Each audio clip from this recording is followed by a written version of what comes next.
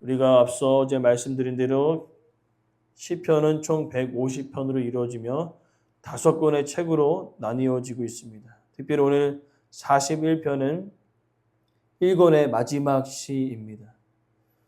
그러면서 우리가 시편을 우리가 읽으면서 공통적으로 느끼는 것은 처음 몇 편은 편안합니다. 복이 있는 자, 하나님께 피하는 자 복이 있다. 그렇게 읽다가 어느 순간 반복되어지는 주제를 여러분들이 발견하게 될 것입니다. 고난, 고통, 괴로움, 계속되는 반복되어진 내용 때문에 읽기에 힘들다는 생각이 들 때도 있습니다. 그 이유는 41편 중에 28편이 다 고난 중에 쓰여진 시이기 때문에 그렇다는 것입니다. 하나님께서 우리에게 말씀하시는 것들이 많으실 텐데 왜 하필 이 고난과 어려움에 대한 말씀이 많을까 생각할 수도 있겠으나 특별히 이 시편은요, 우리의 삶에 밀접한 그 관계 속에 지어진 시이기 때문에 우리의 삶을 돌아보면요, 고난과 어려움이 없는 때가 찾기가 아주 힘듭니다. 그래서 여러 가지 상황 가운데 개인적인 어려움, 가정, 직장, 사회, 교회, 국가적인 어려움들이 계속 우리 삶 속에 있다는 것이죠. 누구도 그런 것을 좋아하지는 않습니다. 누구나 평안한 삶을 원하고 누구나 자신이 원하는 삶을 살기를 원하지만 결국에는 우리가 마주치는 현실은 그렇지 않았다는 것입니다. 평안하게 원했는데 고난의 영역이고 또 특별히 좋은 일이 있으면은 그게 좀 많았으면 좋겠는데 좋은 일은 잠깐인 것처럼 느껴지고 고난이 더 많아지는 상황들이 우리의 상황이 아닌가 생각합니다. 그런 상황 가운데 이제 1권을 마무리하면서 이 고난의 상황에 꼭 기억해야 될 것이 있다고 다윗은 이야기합니다. 그것을 기억할 때에 그 고난을 통과할 뿐만 아니라 그 고난을 능히 이길 수 있다는 것을 이야기해 주고 있습니다. 오늘 그 부분들을 우리가 살펴보면서 여전히 우리 삶 속에 오는 여러 가지 고난 가운데 우리가 그 고난을 통과하고 승리하는 우리의 삶이 되기를 간절히 소망합니다. 먼저는 우리가 그러한 상황들을 우리가 좀 살펴봐야 되는데 41편은 그러한 상황들이 구절마다 구분되어지는 것이 아니라 여러 가지 흩어져 있는 것을 볼 수 있습니다. 그 여러 가지 상황들 중에 먼저는 8절 말씀에 질병이 있었다는 겁니다. 악한 병이 들었으니 그가 눕고 다시 일어나지 못하리라. 시편에서 가장 핵심이 되어지는 고난은 질병입니다. 그렇기 때문에 다윗은요 3절 4절에 그 질병을 고쳐주시기를 간절히 간구하는 것을 볼 수 있는데 특별히 성경에서 우리 다윗의 삶을 보자면 죽을 병이 걸린 적은 없었던 것 같아요. 그냥 꽤 중한 병에 걸린 것 같습니다. 그 병이 언제 어떠한 질병인지 모르겠지만 지금 현재는 침대에서 내려오지 못할 정도의 중한 질병에 걸린 것을 볼 수 있습니다. 근데 그 고난, 그 질병, 오늘 본문을 보니까 삶 전체를 뒤흔드는 그런 질병이었던 것 같습니다. 그 질병 가운데 벗어나기 위하여 다윗은 간구하고 있었던 것을 볼 수 있습니다. 그러면서 자연스럽게 이어지는 것은 이 질병이 그럼 어디로부터 왔는가 우리가 생각했을 때 4절 말씀을 보니까요. 내가 주께 범죄하였나이다. 나를 고쳐 주시옵소서. 죄로 인한 질병에 걸렸음을 다윗은 고백하며 회개하고 있는 것을 볼 수 있습니다. 그런데 우리는 기억해야 될 것은 모든 질병이 죄가 원인이 아니다는 것이지요. 우리가 성경을 보면은 자신의 죄로 인한 질병이 있고 때로는 하나님의 영광을 드러내기 위한 질병들이 있다는 것이죠. 특별히 오늘 본문은 죄로 인한 질병에 걸렸던 것 같습니다. 그래서 죄로 인하여 그 질병 가운데 있음을 다윗은 고백합니다.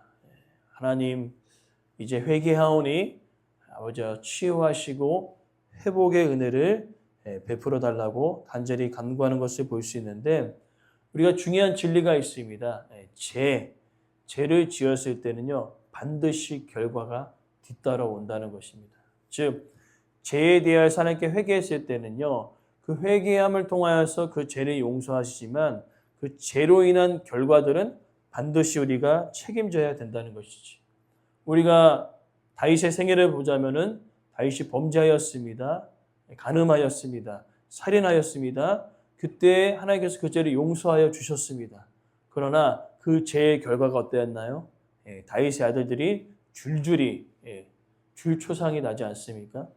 그처럼 왜 하나님께서는 우리가 죄를 지었을 때 피 흘리기까지 싸우라고 말씀하셨던 그 이유는 우리가 죄를 지었을 때 하나님께 나아갈 때 그 죄는 용서하십니다.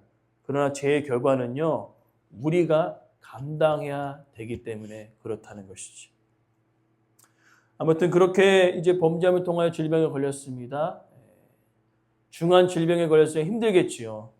근데 병중에 있는 것도 힘들어 죽겠는데 더 괴로운 상황이 이어집니다. 세 번째 원수예요. 5절부터 8절에 이 원수들이 나타납니다. 그래서 그가 이야기합니다. 6절 말씀 보니까요. 나를 보러 왔습니다. 문병이 왔지요. 근데 거짓을 말합니다. 중심에 악을 쌓았다가 나가서는 이를 널리 선포한다. 이 말이 어떤 말이냐? 뒷담화한다는 거, 뒷담화. 앞에서, 다윗 앞에서는 왕이시여, 빨리 회복돼야죠, 일어나야죠. 그렇게 했다가 뒤돌아가서 뭐라고 하면 다윗이 무슨 잘못을 저질렀기 때문에 이렇게 중한 질병에 걸린 거다. 그러면서 더 심각하게 얘기는 이제는 다윗은 일어나지 못할 것이다.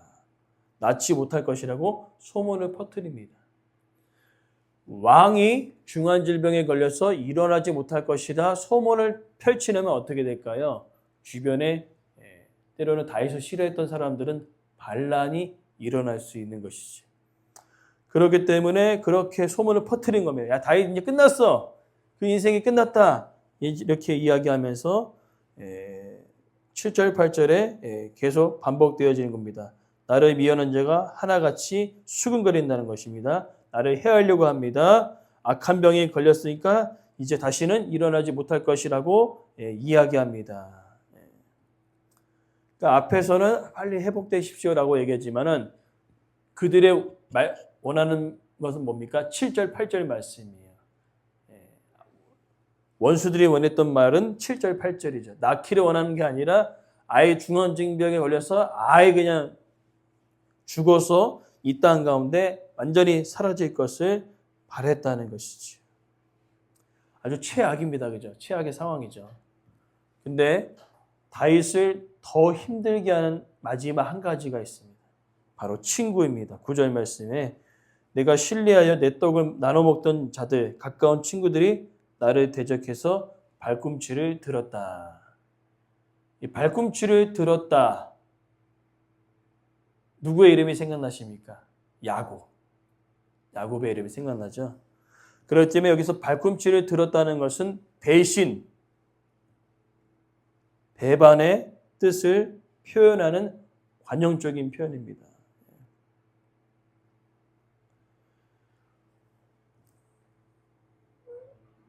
병중에 있고요.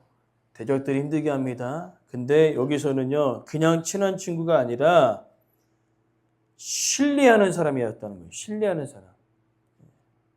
다윗이 정말로 신뢰할 수 있는 사람, 믿고 맡길 수 있는 사람이 그랬다는 것이고요. 또 한 가지는 떡을 나눠 먹었던 가까운 친구. 함께 식사할 수 있다는 그 의미는요. 정말로 친밀한 교제를 나누는 사람이라는 것이지요. 근데 그러한 사람이 배신했다는 거죠. 즉 다윗이 생각하기에 이 사람은 반드시 내가 어려움에 처했을 때 도와줄 수 있는 사람이야. 신뢰할 수 있는 사람이야. 근데 그 사람까지 배신했다는 겁니다. 그렇게 됐을 때 우리 어떨까요? 중한 질병에 걸렸고요. 대적들은 나를 그냥 빨리 죽어버려라, 없어버려라 그러고 있고요. 정말 내가 믿을 수 있는 딱 한 사람, 그 사람도 배신해버렸어요. 이건 뭐 어떻게 회복이 불가능한 상황이죠. 근데 이제 이러한 상황 속에 하나님은 말씀하십니다. 이러한 상황 가운데 어떻게 할 것인가? 이러한 고난한 상황과 우리 어떻게 할 것인가? 오늘 이것이 우리 말씀의 핵심이라는 것이죠. 이러한 상황 가운데 우리는 어떻게 할 것인가? 그것을 이제 세 가지로 이야기합니다. 이제 오늘 마지막 결론의 이야기가 오늘 설교의 제목의 핵심이 되겠죠. 고난 가운 상황에 지금 완전 최악의 상황이고 믿을 수 있는 그 사람까지도 배신하는 상황 가운데 우리가 과연 어떻게 할 것인가? 어떻게 살아갈 것인가? 세 가지입니다. 세 가지를 기억하라는 겁니다. 첫 번째, 하나님의 약속을 기억하라는 것입니다. 1절부터 3절의 내용인데 가난한 자를 보살피는 자에게 복이 있다. 재앙의 날에 그를 건지시는 그 하나님. 2절에 나를 지키시고 살게 하시는 그 하나님. 그리고 내가 누워있을 때 병중에 고치시는 그 하나님. 오늘 다윗은요, 하나님의 약속을 근거로 하여 기도하고 있는 것을 볼 수 있습니다. 하나님, 하나님께 피하고 하나님께 나아가는 자는 하나님께서 반드시 회복해 주실 것을 믿습니다라고 확신하고 있는 것입니다. 즉 여호와 하나님 약속하신 대로 그대로 이루신 그 하나님의 바라보며 기도하고 있는 것을 볼 수 있습니다. 아무도 내가 정말로 신뢰할 수 있는 그 사람도 배신했는데 하나님은 그런 하나님이 아니시라는 것이지요. 약속을 품고 약속대로 이루신 그 신실하신 하나님을 다시 한번 바라보며 다윗은 고난 가운데 기도하고 있는 것을 볼 수 있습니다. 그리고 더 나아가 두 번째, 하나님의 은혜를 기억하는 것입니다. 4절 말씀에 여호와께 내게 은혜를 베풀어 주시옵소서. 10절 말씀도 똑같습니다. 주 여호와여 내게 은혜를 베풀어 주시고 나를 일으켜 세워 주십시오. 약속에 근거하였고 이제는 그 은혜를 기억하라는 것입니다. 하나님께서 내 평생에 수많은 은혜를 허락하여 주셨습니다.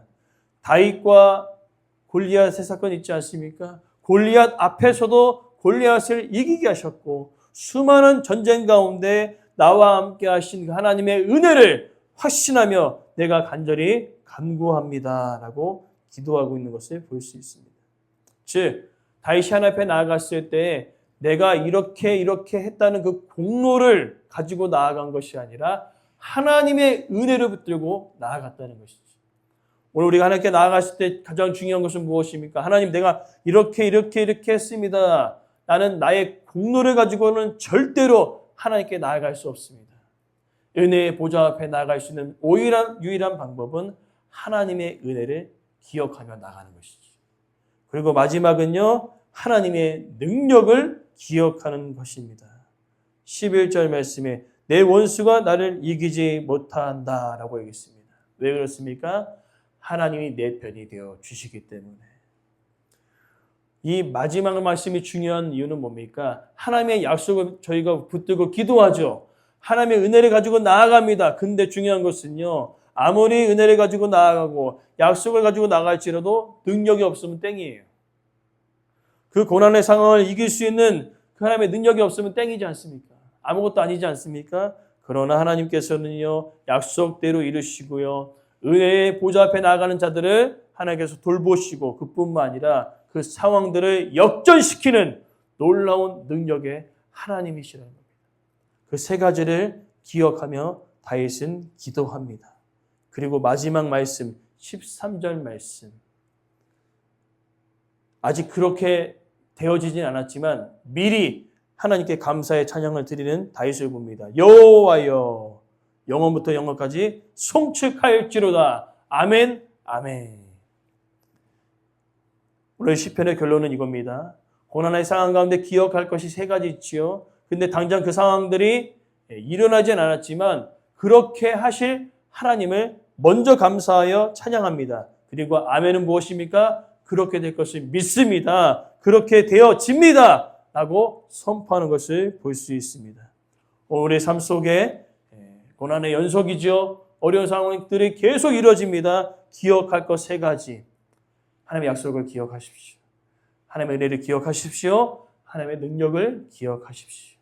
그리고 당장 그 일들이 일어나지 아니할지라도 하나님은 하나님의 때에 반드시 그것을 응답하십니다.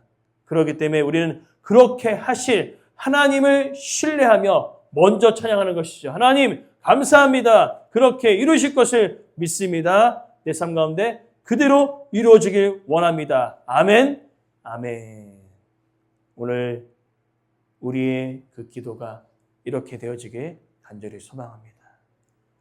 약속을 근거로 하고 은혜의 보좌 앞에 하나님의 은혜를 간구하며 그것을 이루시는 능력의 하나님, 승리의 하나님, 그것을 믿고 확신하며 다시 한번 기도의 자리로 나와 삶의 모든 곳에서 하나님을 찬양하고 기도하는 우리의 삶이 되길 간절히 소망합니다.